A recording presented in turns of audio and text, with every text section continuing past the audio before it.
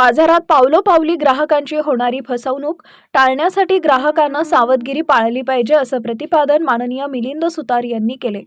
तासगाव येथील संस्था माता सुशीलादेवी साळुंखे शिक्षणशास्त्र महाविद्यालयातील सभागृहात झालेल्या राष्ट्रीय ग्राहक दिनाच्या कार्यक्रमात ते बोलत होते। या कार्यक्रमाची सुरुवात दीप प्रज्वलनानं झाली। यावेळी स्वामी विवेकानंद शिक्षण संस्थेचे संस्थापक डॉक्टर बापूजी साळुंखे आणि स्वामी विवेकानंद यांच्या प्रतिमांचं पूजनही करण्यात आले। महाविद्यालयातील विद्यार्थिनी अक्षदा शिरगावकर हिने प्रास्ताविक करताना राष्ट्रीय ग्राहक दिन साजरा करण्यामागील कारण विशद केलं। प्राध्यापक पी.एस. शेंडगे यांनी प्रमुख पाहुण्यांचा परिचय करून दिला। कार्यक्रमाच्या अध्यक्षा डॉक्टर लक्ष्मी भंडारे यांच्या हस्ते मान्यवरांचा सत्कार करण्यात आला। या कार्यक्रमाचे प्रमुख पाहुणे मिलिंद सुतार म्हणाले की 1986 साली अस्तित्वात आलेल्या ग्राहक संरक्षण कायद्यात आमूलाग्र बदल करून 2019 साली नवा कायदा अंमलात आला। या कायद्यानं ग्राहकाला मिळालेल्या हक्कांबाबत काहीच माहिती नसते।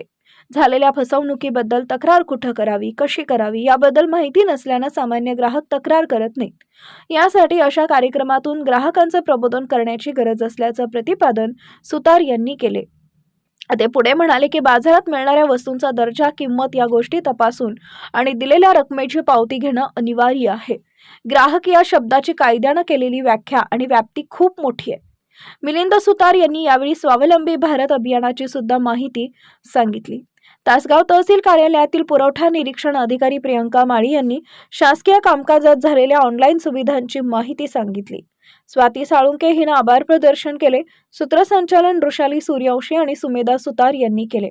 या कार्यक्रमासाठी महाविद्यालयातील सर्व विद्यार्थिनी उपस्थित होत्या।